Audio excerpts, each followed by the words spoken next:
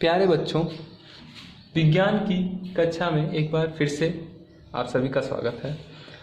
पिछली कक्षा तक हम पढ़े थे अपवर्तनांक के बारे में, अपवर्तन के बारे में। ठीक है, वो जो भी पढ़े थे हम एक प्लेट के थ्रू जो अपवर्तन होता था उसके बारे में पढ़े थे। जैसे एक प्लेट है, उससे एक प्रकाश की किरण आ रही है और अपवर्तित होकर अपना मार्ग से विचलित हो जाती है। ठीक है, तो एक प्लेट होता था ना, ये नीचे कोई माध्यम होता था। लेकिन अब हम पढ़ेंगे गोलीय लेंसों द्वारा अपवर्तन। यहाँ प्लेट नहीं होके कोई गोलीय लेंस होगा। तो सबसे पहले जानेंगे कि ये गोलीय लेंस के होते क्या हैं। तो देखो, लेंस की परिभाषा हम लिखे हुए हैं, दो गोलीय पृष्ठों अथवा एक गोलीय और एक समतल पृष्ठ से घिरे समांग पारदर्शी माध्यम को लेंस कहते हैं। लेंस मुख्यतः दो प्रकार के होते हैं। ठीक है, पहले लेंस समझते हैं होता क्या है। देखो, ये बोल रहा है कि दो पृष्ठों, या तो वो गोली हो या फिर समतल हो एक और एक गोली हो। ठीक है, अगर दोनों समतल हो जाएंगे तो वो तो एक प्लेट हो जाएगा, जो कि हम पढ़ चुके हैं। लेकिन ये बोल रहा है कि लेंस किसे बोलते हैं, या तो दोनों गोली हो, ठीक है, दोनों तरफ, और या तो जैसे दोनों गोली हो, ये दोनों लेंस हो गए, या फिर एक समतल हो और एक गोली हो, ये गोली है ना, या फिर एक समतल हो और एक गोली हो।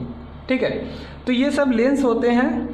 ठीक है, और इसे हम लेंस नहीं बोलेंगे, क्योंकि क्या बोला है परिभाषा में, दो गोलीय पृष्ठ हों अथवा एक गोली एवं एक समतल पृष्ठ होना चाहिए। ठीक है, एक गोली कम से कम रहना ही चाहिए।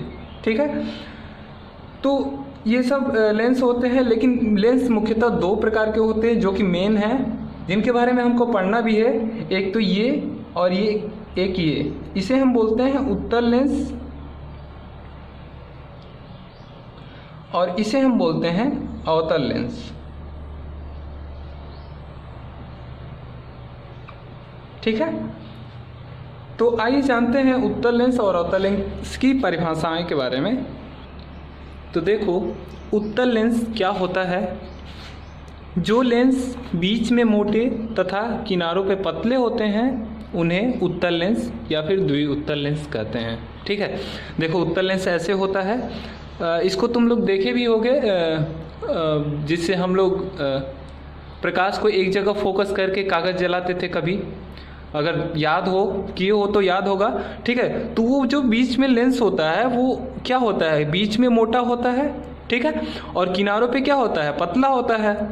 तो उसी लेंस को हम बोलते हैं उत्तल लेंस या फिर द्विउत्तल लेंस भी बोला जाता है। ठीक है, अब देखो इसका एक और नाम है। जैसे देखो, इस पे अगर प्रकाश पड़ता है, तुम लोग देखते होगे, जैसे धूप का प्रकाश पड़ता है तो ये वो क्या होता है, सारे टकरा के एक जगह मिल जाते हैं, मिलते हैं कि नहीं। और इतना सारा प्रकाश किसी एक बिंदु पे पड़ता है। ठीक है, उसी के कारण हमारा जो भी कागज़ होता है उसको हम जला देते हैं। ठीक है, तो ये क्या कर रहा है, प्रकाश को क्या कर रहा है, अभिसारी करने का काम कर रहा है ना, इसलिए इस लेंस को हम अभिसारी लेंस भी बोलते हैं। ठीक है, ठीक है, तो इसमें लिख लेंगे इसे अभिसारी लेंस भी कहते हैं। ठीक है, ये मैंने गलत लिख दिया, अभिसारी। ठीक है, तो इसके तीन नाम हो गए उत्तल लेंस के। एक तो उत्तल लेंस है ही, द्विउत्तल लेंस है और अभिसारी लेंस है। तीनों में से कोई भी नाम बोले तो समझ लेना कि ये उत्तल लेंस की बात कर रहा है, और उसके बारे में तुम लोग जानते ही हो। ठीक है, लेंस कैसा होता है। अब आगे देखो, आगे देखते हैं अवतल लेंस के बारे में। तो इसकी परिभाषा जानते हैं।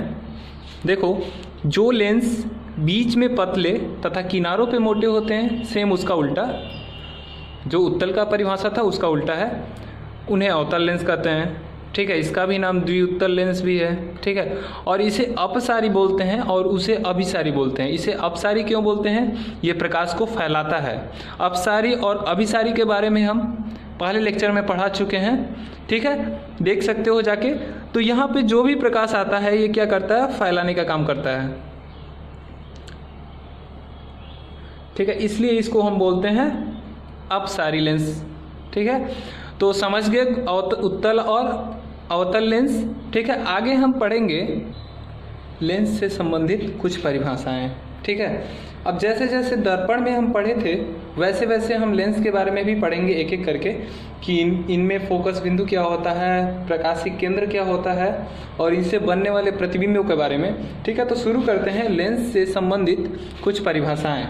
तो इसमें सबसे पहले हम पढ़ेंगे मुख्य अक्ष।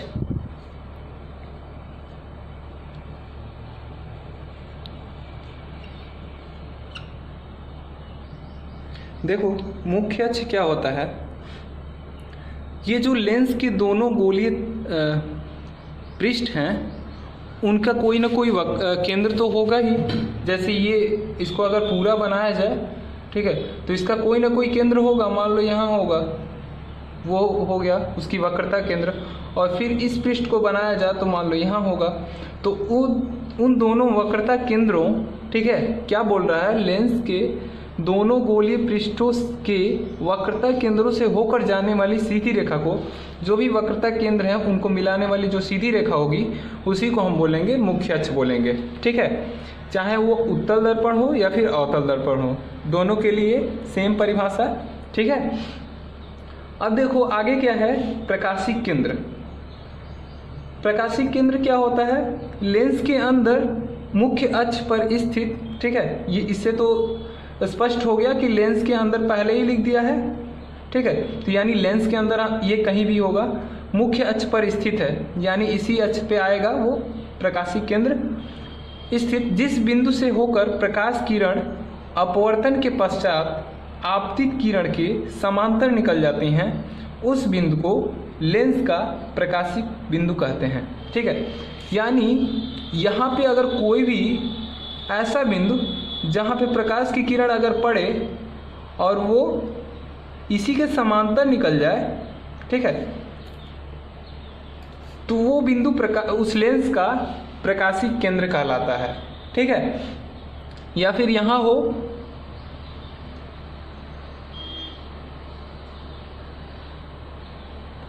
तो वो बिंदु क्या कहलाता है, प्रकाशिक केंद्र कहलाता है। तो हम लोग दो चीज़ जाने, दो परिभाषाओं के बारे में, मुख्य अक्ष और प्रकाशिक केंद्र। और तीसरा है फोकस। और देखते हैं इसकी परिभाषा। सेम वैसे ही परिभाषा है जैसे दर्पण का था कि मुख्य अक्ष के समांतर आने वाली प्रकाश किरण वहाँ परावर्तित होती थी ना, यहाँ अपवर्तित होगी क्योंकि अपवर्तन हो रहा है ना प्रकाश का। तो अपवर्तित होकर मुख्य अक्ष के जिस बिंदु से होकर जाती है या फिर आती हुई प्रतीत होती है उस बिंदु को हम लेंस का फोकस कहते हैं, ठीक है। तो जैसे कि मान लो अगर लेंस है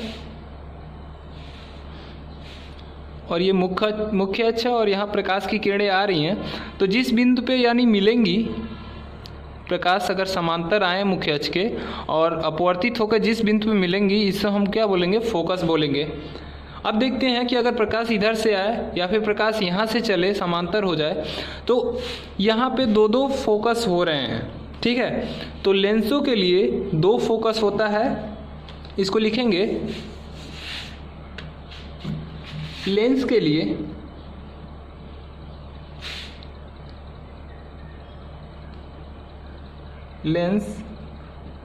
लिए दो फोकस होते हैं, ठीक है, जिसमें से एक को हम बोलते हैं प्रथम फोकस और दूसरे को बोलते हैं द्वितीय फोकस।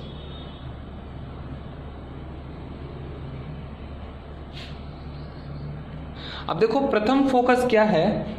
प्रथम फोकस को ऐसे परिभाषित किया गया कि कोई बिंदु जहां से प्रकाश चलकर, अगर उत्तल के लिए हम परिभाषित करें इसको, अगर उत्तल दर्पण के लिए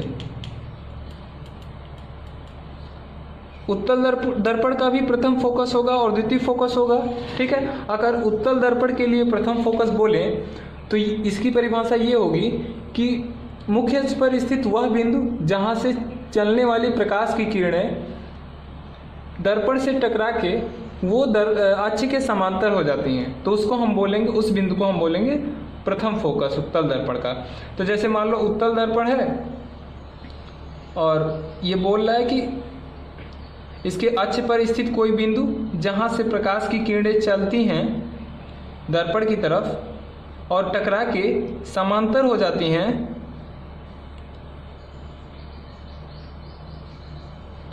तो इस बिंदु को हम बोलेंगे उत्तल दर्पण का प्रथम फोकस। ठीक है, और द्वितीय फोकस क्या होता है उत्तल दर्पण का? उत्तल दर्पण के लिए ही द्वितीय फोकस क्या होगा कि इसकी परिभाषा ऐसे बनेगी कि मुख्य अक्ष के समांतर आने वाली प्रकाश की किरणें टकरा के नहीं, अपवर्तित होके जहाँ पे मिलती हैं उस बिंदु को हम बोलेंगे द्वितीय फोकस बोलेंगे। ठीक है, तो ऐसे ही सेम अवतल दर्पण के लिए होगा प्रथम फोकस और द्वितीय फोकस। तो आओ देखते हैं उसके लिए क्या क्या होगा। अवतल दर्पण के लिए, अवतल दर्पण के लिए प्रथम फोकस होगा, इसकी परिभाषा ये होगी मुख्य अक्ष पर स्थित वह बिंदु जहाँ पे जाने वाली प्रकाश की किरणें टकरा के, मान लो कहीं बिंदु होगा, ठीक है, वहाँ पे जो प्रकाश की किरणें जाना चाहती हैं, ठीक है, वो टकरा के समांतर हो जाते हैं, मतलब टकरा के नहीं, बार बार हम बोल दे रहे हैं टकरा के, लेकिन अपवर्तित होके, टकराती तो दर्पण में है ना, तो अपवर्तित होके समांतर हो जाती हैं। यानी ये कहाँ जा रहे थे, सब इस बिंदु पे जा रहे थे ना, तो ये हो जाएगा इसका प्रथम फोकस। ठीक है, तो हम क्या देख रहे हैं कि उत्तल दर्पण में प्रथम फोकस दर्पण के बाईं तरफ था, ठीक है, और द्वितीय फोकस कहाँ था, दर्पण के बाईं तरफ था। लेकिन अवतल दर्पण में क्या हुआ, जो प्रथम फोकस है वो दर्पण के दाईं तरफ है। ऐसे ही द्वितीय फोकस की ये परिभाषा है, अगर अक्ष के समांतर जो भी प्रकाश की किरणें आ रही हैं और वो टकरा के जहां से जाती हुई प्रतीत होती हैं, टकरा के तो ऐसे जाएंगी, और ये कहां से जाती हुई प्रतीत हो रही हैं, यहाँ अगर पीछे मिला है तो यहाँ से, तो इस बिंदु को हम बोलेंगे द्वितीय फोकस।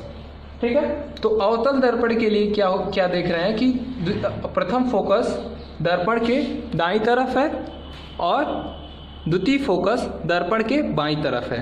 ठीक है, तो ये सब हो गई परिभाषाएं। और फोकस दूरी अगर बोला जाए तो क्या बोलेंगे, जो प्रकाशिक केंद्र और फोकस बिंदु है उनके बीच की दूरी। ठीक है, तो अब हम आगे देखेंगे कि उत्तल लेंस से कैसे कैसे प्रतिबिंब बनते हैं और अवतल लेंस से कैसे कैसे प्रतिबिंब बनते हैं। तो इसके लिए हम अगले वीडियो में पढ़ाएंगे, और जो भी पढ़ाए हैं अच्छे से नोट करिएगा और न्यूमेरिकल लगाते रहिए, और जो न्यूमेरिकल नहीं आ रहे हैं वो हमें बताइए, और जैसे ही चैप्टर ख़त्म होगा उन सभी न्यूमेरिकलों का सॉल्यूशन का हम वीडियो बना देंगे। ठीक है, और हम यही चाहेंगे कि आप लोग न्यूमेरिकल लगाएं, ये बहुत फ़ायदा करेगा आप लोग के लिए। ठीक है, धन्यवाद।